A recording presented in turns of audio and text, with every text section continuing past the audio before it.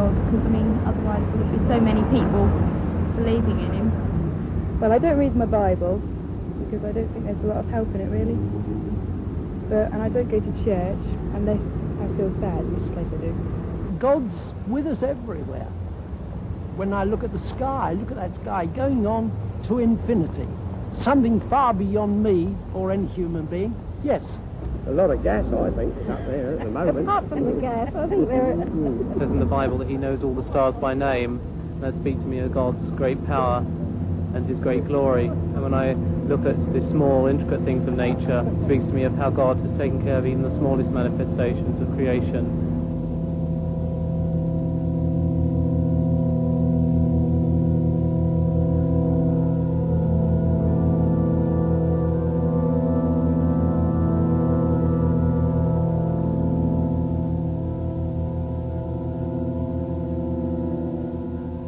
Good evening.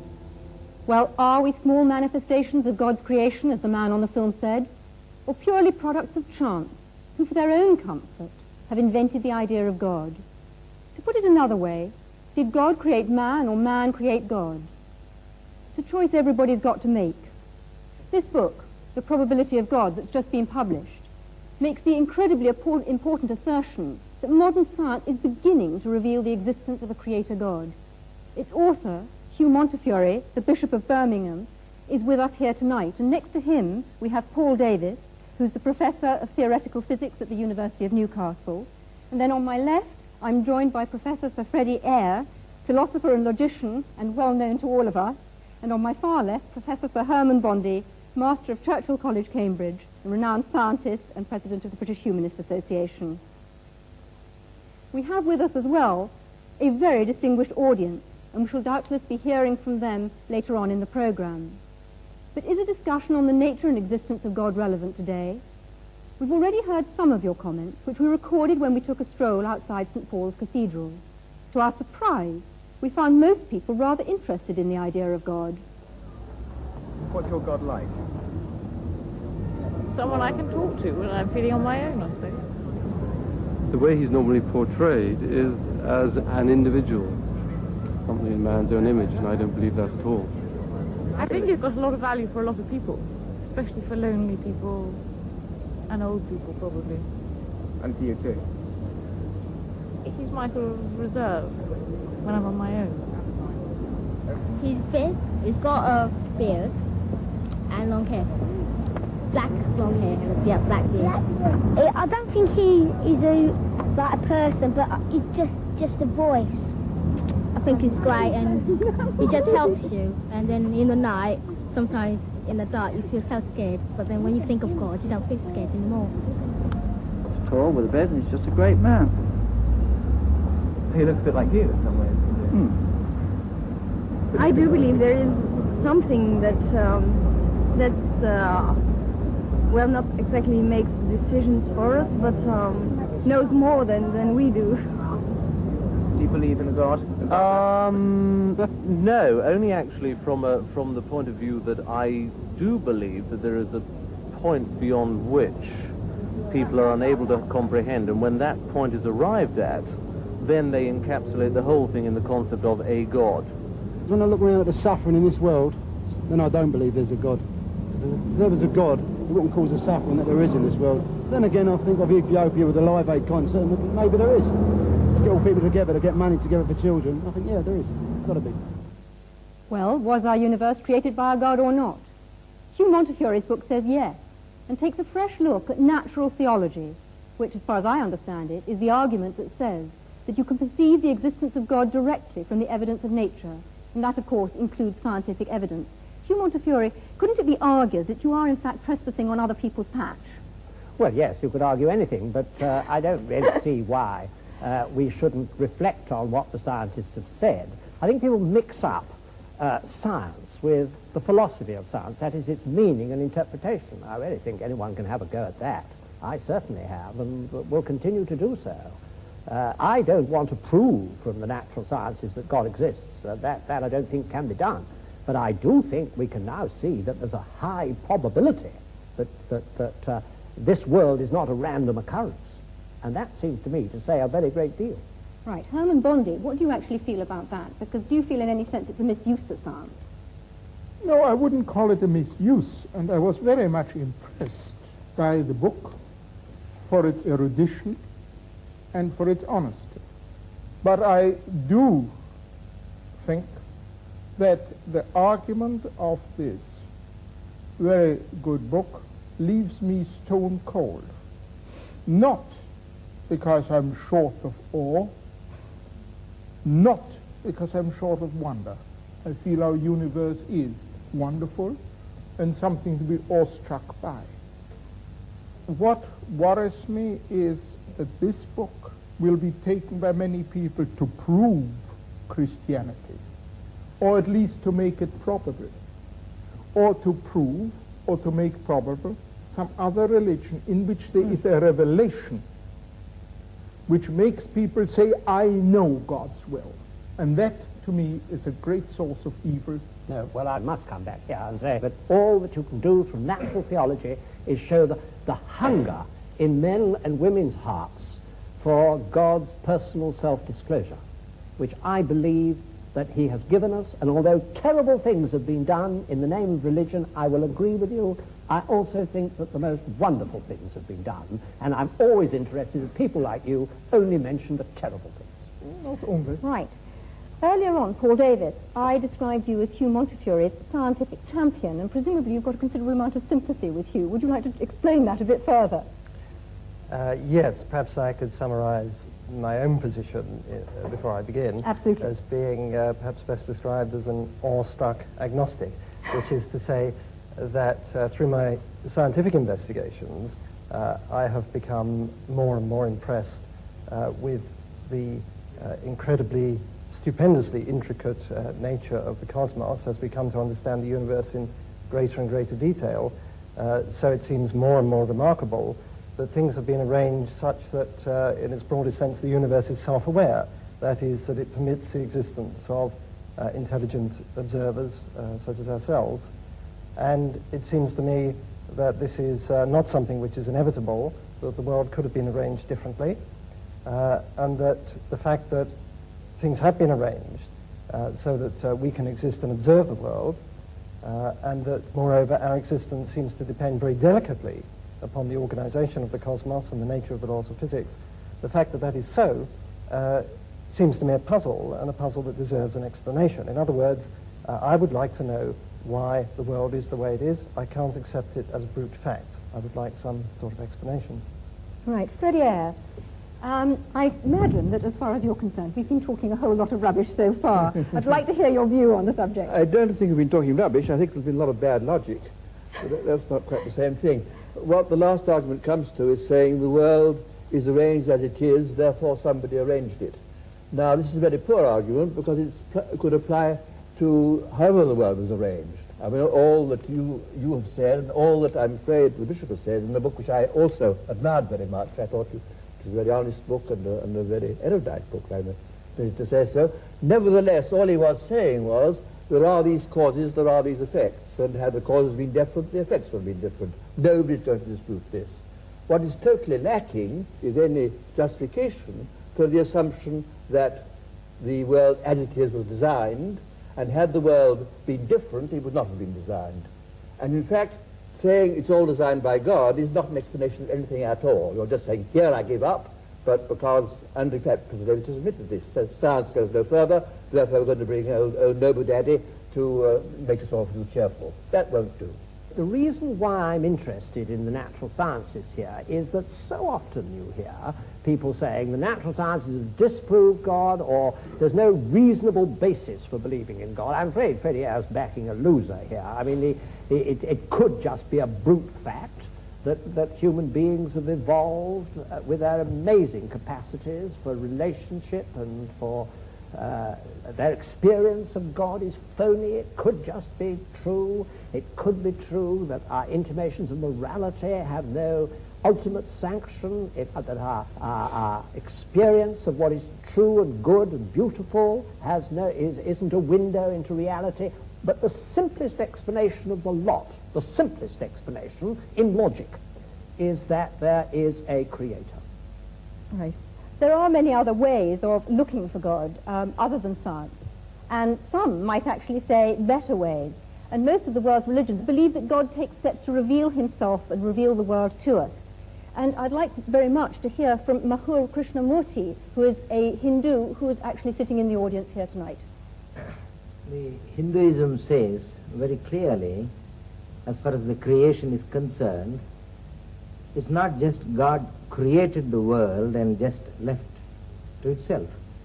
God himself became the beings, and the Hinduism strongly believes in God who creates, protects, and ultimately he dissolves. This is the belief of God, and the Hindus worship him with form and without form. The nature is the other face of God, and the Hindu strongly tries to describe the indescribable by worshipping him by various images.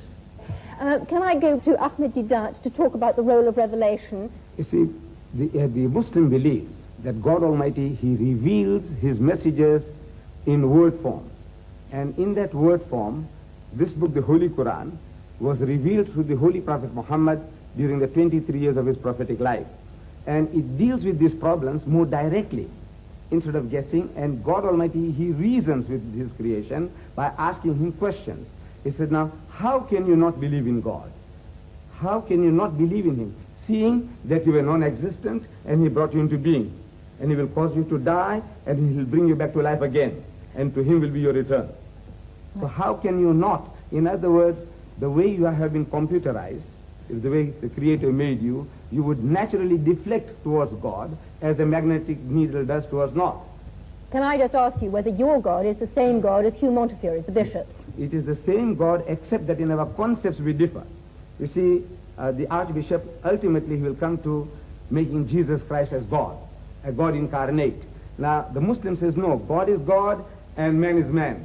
Right, can I move on now? Philip Eden, as a Buddhist, what in fact do you feel about this? Because your concept of God is quite different. Yes, well, as far as Buddhism is concerned, there is rather a different approach. We feel that there is a fundamental reality or truth or ground of being, which of course is in everything and behind everything. I think that many of the followers of theistic religions tend to believe that God is out there somewhere in the cosmos, and that it's necessary for human beings to try and somehow establish a relationship with him. As far as the Buddhist is concerned, that reality is everywhere and in everything, so that the task of the individual is to understand that reality in himself. And that is the methods that are developed in Buddhism to help somebody to come to that realization. We feel that the problem with a creator is that inevitably one must then ask the question, who created the creator? And that, of course, is endless. You can go on and on doing that. So somewhere you have to start with the first cause, and surely the first cause is the universe itself. Man is one way in which the universe experiences itself. But your God is obviously very different then from Hugh Montefiore's God. There's a point that Herman Bondi raised about, you know, the fact that many terrible things have been done in the name of religion, and I think it's perhaps important to point out that probably the reason for this is that people for a long time, I think particularly in the West, have had this concept, you know, I'm here and the truth is over there somewhere, and there is a narrow path that leads to that truth. If you have that concept, which I sort of think of as a fan-like concept, then inevitably, if you believe that you have found the right path, all the other paths are wrong, and your task is to force everyone onto that narrow path. Surely it would be so much better if we had this concept of the truth being, as it were, at the center of a circle. We are somewhere on that circumference, and there are many different paths that lead into that truth. And the thing for us to realize, I think, is that the particular path that we choose is very much a personal thing. And it depends on many different factors. It probably depends on the person that we have met that may have explained that path to us, and various experiences we've had. If only we realize, all right, this path for me is the right one at this particular time, but that does not invalidate the other paths. But are you saying, therefore, that there's only one truth, that we only have one truth that we can actually listen to and experience? There can only be one truth with a capital T, one reality. And I think the point is that all the great religions have been trying inadequately in their own way to point man towards that truth.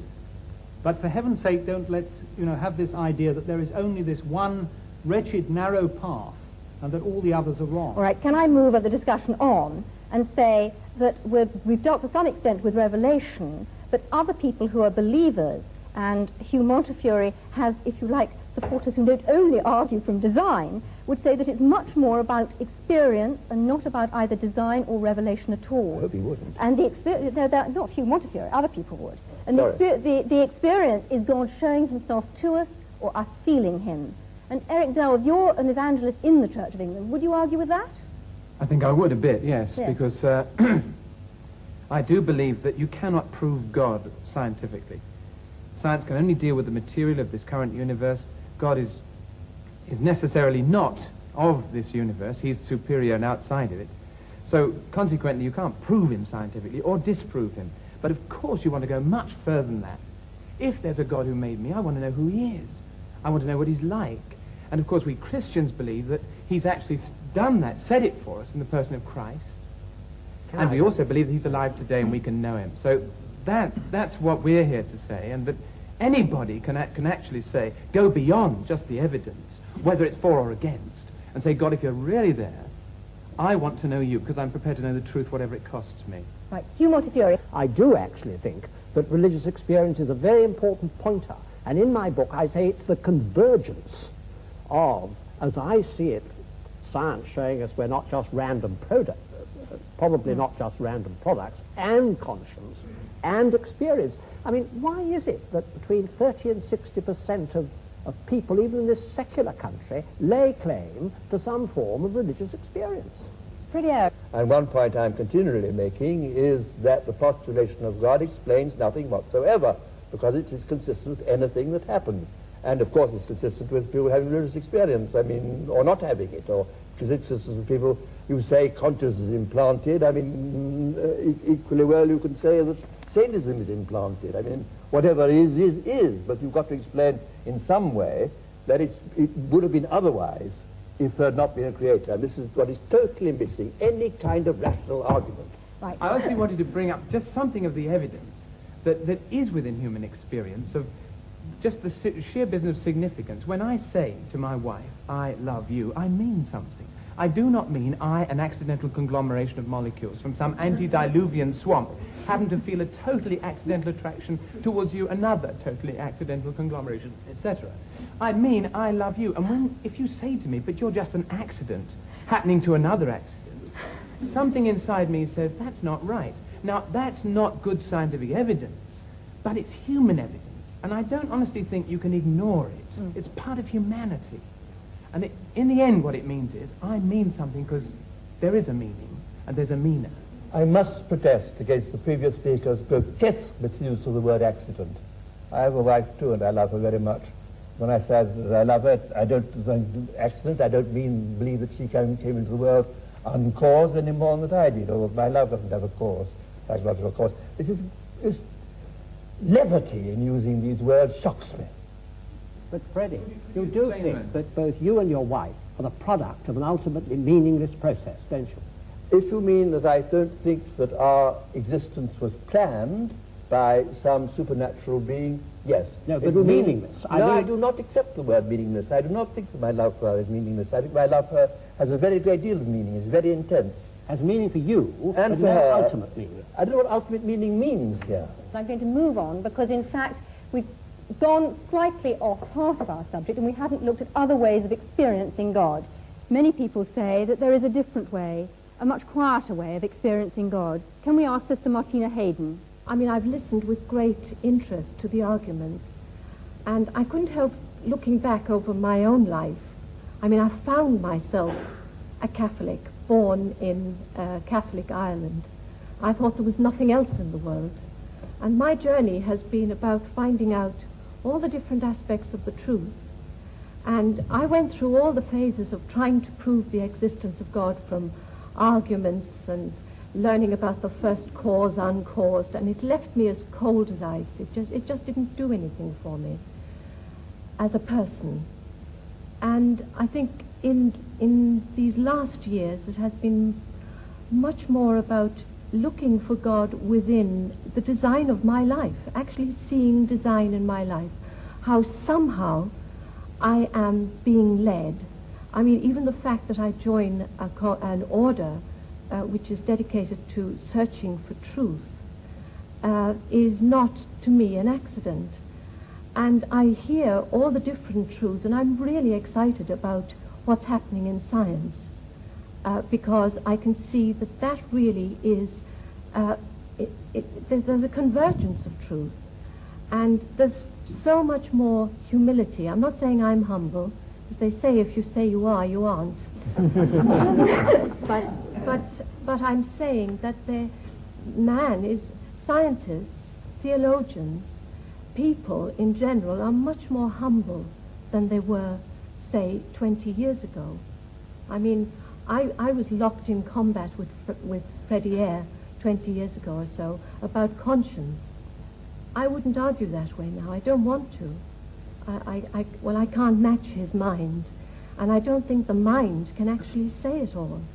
I find myself going to my heart about religion, and I just discover more evil in myself and more good as I go along.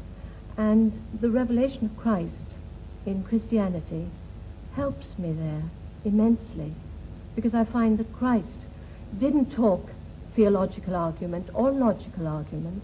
He didn't use any of those. He talked about the lilies of the field. He said the kingdom of heaven is like, that's a simile. So for me, God is revealing himself in me, in everybody. You know, I felt really close to the Buddhist gentleman who was speaking over there. I really felt I can relate to that too. I can look into the heart of a rose and it speaks to me. I can also look into the Bible and it speaks to me. Professor Eyre, are you going to say that that's not a valid experience and that that's not a valid argument? I think it's not an argument at all. It is a very moving and personal position, which I think is the last to want to criticize. Right. Well, this debate hasn't included one essential element, and that's looking at the alternative choice that belief in God is totally man-made. Hans Isaac, how do you view that? Well, as an atheist, of course, I can't believe that God created man. I think my parents had something to do with it. I have a distinct feeling that we're taking too provincial a view of the terms God and religion. We think of it in terms of dear old Pink Church of England. But of course that is only one very small aspect of religion. Both Torquemada and St. Francis of Assisi were religious and had an image of God, but they were very different images of God, one from the other. The Ayatollah Khomeini and Bishop Montefiore, I'm sure, have quite different gods in mind when they think about religion. Even the Jehovah of the Old Testament is very different to the kind of God that the bishop is talking about. So I think it's very important to realize that if man creates God in his image, as I'm sure he does, he has many different needs and consequently creates many different types of God. Can you define that a bit more closely? What are you actually saying? I mean, I can see Hugh Montefiore blenching, but can you actually simplify that a little for our audience? Well, if your personality is warlike, wants to proselytize, is aggressive and so on, then you go for the kind of God that the Quran portrays, which wants to proselytize the world and is warlike and so on. If you are peace-loving, you want to have an assurance of a future life and so on, and happiness, then perhaps you adopt the kind of God portrayed by the Church of England. Would you agree with that? I don't, ma'am. You see, I don't think that our brother has read the Quran. You see, there are 99 attributes of God, and out of that, this one that you are talking about is non-existent in this book. Can I ask you a question? Are you saying then that the Muslim God is actually a peace-loving God who wants peace in the world? Yes. Yes. And he tells us that if somebody wars against you, you have a right to fight back, unlike turning the other cheek. What about the concept of the holy war, the jihad? Yes, that is a struggle for righteousness. For example, Britain, when she was under attack by Hitler, what you did was jihad. And we take our hat to you, to Winston Churchill, for, putting the spirit into your people. Now that is what is a defensive war. And you had to retaliate. Because if you didn't, if you just sat back, keeping Hitler at bay, it wouldn't have served the purpose. You have to attack. And in the state of nature, everyone has a right to do that. So Islam allows us to defend ourselves and to extend our hostilities to a reasonable amount of satisfaction and retaliation. All right, can I come back to Hans Eysenck, and perhaps you'd like to develop it a little further, because we've actually heard an exchange between the two of you, but would you like to come out on a little bit further about perhaps other religions and not only about Islam? Well, it's not so much a particular religion, because within each religion you have all sorts of different gods. As I was trying to say, that of Torquemada and that of Francis of Assisi are all Christian gods. They're entirely different. So man creates God in his own image, even within a given religion, and certainly between different religions. The God he needs will be different God according to his own personal requirements and to the kind of society in which he lives. Our society is different to that of the time of the Crusades, and consequently we need a different kind of God. Can I ask you then about the role of conscience, and where does conscience come from? Well, psychological experiments on conscience have shown pretty conclusively that you can manipulate it and create it through a process of social learning, Pavlovian conditioning, and so on. It is something that is acquired through social influences, although there is also a strong genetic factor in it. In other words, altruism, the tendency to do good to others, is certainly, to some extent at least, genetically controlled, in the sense that if you look at identical and fraternal twins, there's a much higher correlation within the identical than within the fraternal groups. And the same is true of religion. I think that's a very important point, Professor that religious beliefs are in fact genetically controlled. Professor Eyre, where do you think conscience comes from? I entirely agree with the last speaker. I have no quarrel with that at all. Anybody in the general audience? Yes, in the front row. I'd like to throw out a definition that might be helpful to some people of the difference between religion and Christianity, because there's a distinct difference. Religion is largely man, by his own efforts, some of which have been demonstrated tonight, in terms of mental gymnastics, trying to get to God and looking at the most powerful thing, like the sun, and bowing to that. Christianity is God coming for man. And I was interested in Herman Bondi's remark that he's an anti-revelationist. If there's a God at all, there's no way we can know anything about him by guesswork, only that he should reveal himself to us, which he did in the person of Jesus Christ and became human but evidence. where does conscience come from? Conscience is given to us by God, and we are in the process of numbing it and pushing it down to suit our own purposes and interests, which is called selfishness. Other people in the audience, where does where does the conscience, where's the idea of conscience come from? Yes. I would say the conscience comes from the human soul. It's the human soul speaking out and crying out for release. Okay, it's not just fear. Do you not think that it's an animal fear, a fear of being found out? Yes, Daniel Rubinstein. I think it's a sort of fear of alienation, really, being cut off from the rest of the community. And I think perhaps that, for instance, that Live Aid event demonstrated a huge sense of community. Everybody wanting to join in. Yes, Herman Bondi, would you share that? Well, I certainly feel that we are basically herd animals, and that all herd animals must have feelings like conscience. You not feel. What do you feel? Well, I don't think conscience is to be equated with either wish fulfillment or going with the herd, because my conscience often forces me to stand out from the herd. I think it is the God-given means by which I have to act responsibly. And I think that is how it's evolved is something for the I don't understand it in animals. I look to the scientist, I look to the psychiatrist to see how it functions with the ego and the superego. I'm not talking about that. I'm talking about what it actually is. I think it's the God-given faculty by which we can behave responsibly, and it's not to be equated with things like utility or welfare or wish fulfillment or anything like that. I must protest against this assumption certain faculties are God-given as opposed to others. I disagreed, for example, with the physician when he talked about love. Indeed, I mean, love is a human emotion, but there's no particular reason to single that out as pointing to the existence of a supernatural being any more than the other human emotion. I mean, all human emotions are to be accounted for in the same sort of terms, in the kind of terms Professor Ising or one of his colleagues would account for them. And just to single out love is quite arbitrary. I mean, the assumption is that we are naturally egotistic, predatory, and so on, and that only because of some supernatural agency do we behave decently to one another. This is absolutely contrary to the facts. We have, in fact, as even David Hume pointed out, principle of sympathy, innate principle of sympathy, as well as an innate principle of egoism. And one no more needs a divine explanation than another. William Houghton. Look, let's get this straight. There is no reason on earth why we shouldn't go around acting like perfect pigs to all and sundry. There is no big Monty Python foot poised to come and squash us if we act badly. Yet, a lot of us do act well towards our fellow man. But why should we not? That was just the point that I was making. Because I was just protesting against your assumption that it's somehow natural for us to want to be decent to one another and unnatural to be decent to one another. What possible ground have you for that assumption? In this world today, my experience is that it strikes me that more people are being unreasonable to each other than are being reasonable. Well, in that case, you should be Manichaean and believe in the devil. If you're taking your deity as accounting for human attitudes, that's the way you should go. Well, totally illogical. But Professor Eyre, all other species are selfish, basically, aren't they? No. No. By no means. By no means. Go ahead. Herman Bondi. But I wasn't saying that our being herd animals means that everybody has to move with the herd.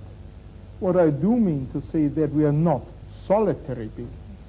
We've got to have the faculty, as other animals live together, to get on in some fashion with each other. Tina Mehta. You just mentioned the devil with great aplomb, but the devil's best trick is to make man believe he does not exist, and I think that's what the problem is, that, you know, we are in a state of chaos suddenly instead of harmony.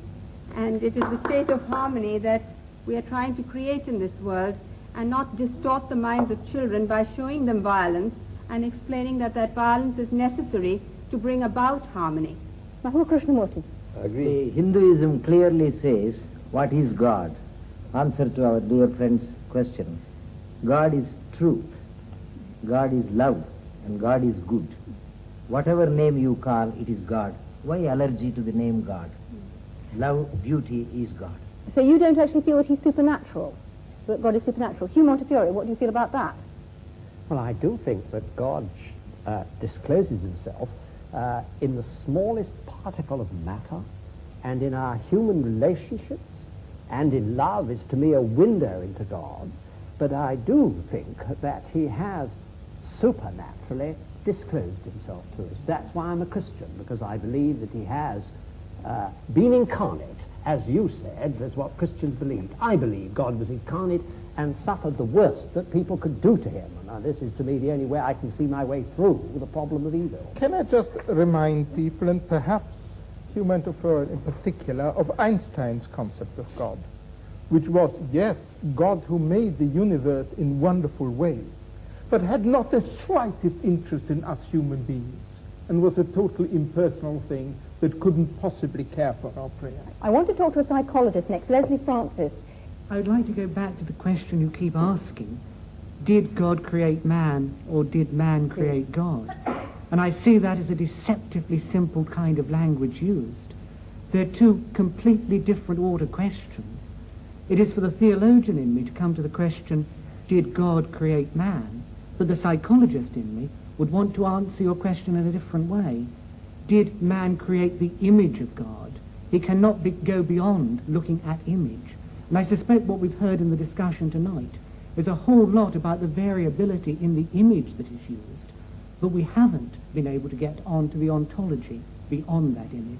I'm sorry, everybody, but we've run out of time. The choice that is open to us is whether God made man or man made God. It's now over to you. all that remains for me to do is to thank the audience for their contributions and, of course, the panel. I'm sorry we didn't have time to say any more, and from me, good night.